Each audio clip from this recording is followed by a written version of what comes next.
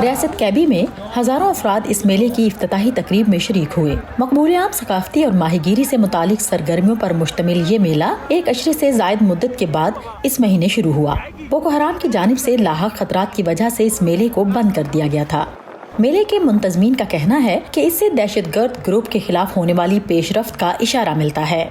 10 या 11 बरस पहले ये मेला हुआ था। इस साल इसके दोबारा इनेकाद की तैयारी करते हुए मैं बहुत पुरजोश हूँ, क्योंकि ये इस बात की याद दहानी भी होगी कि ये मेला क्यों मुनक़िद किया जाता है।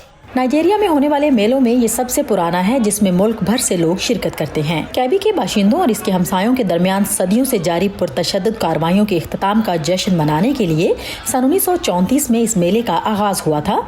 इसके अलावा इसका मकसद माहीगीरी को फरोग देना था, जो कि इस इलाके के ज्यादातर लोगों का जरिया मुआश है। अशरों बाद इसकी मकबूलियत इस कदर बढ़ी कि न सिर्फ नाइजीरिया से बल्कि हमसाया ममालिक कैमरून, नीजर और बेनीन से भी हजारों लोग इसमें शरीक होते थे।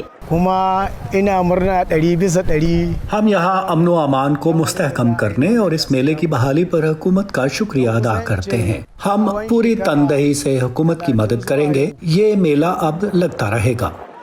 मेले में खेलों का इनेकाद भी होता है, जिनमें से एक का इनाम $27,000 है। ये उसे मिलता है जो सबसे बड़ी मछली पकड़ता है। इस साल के फाते ने 78 किलो वजनी मछली पकड़ी। रियासत कैबी के चंद बाशिंदे पहली बार इस मेले में शिरकत कर रहे हैं। मैंने इसके बारे में पढ़ा था कि ये पहले भी मुनक्किद होता रहा है। मैं गुज़िश्ता 5 साल से कैबी में मुकीम हूँ, लेकिन मैंने ये मेला नहीं देखा। सो ये मेरे लिए मौका है कि मैं यहाँ बनफ़से नफीस आऊँ और इसको देखूँ। ये खासा दिलचस्प है। सिक्योरिटी से मुतालिक खतरात न होने के बायस शुरका को उम्मीद है कि ये मेला फिर भी मुनक्किद होता रहेगा। टिमोथी ओबेजू के साथ Sadia ज़ेब Ranjha, voice of America, Washington.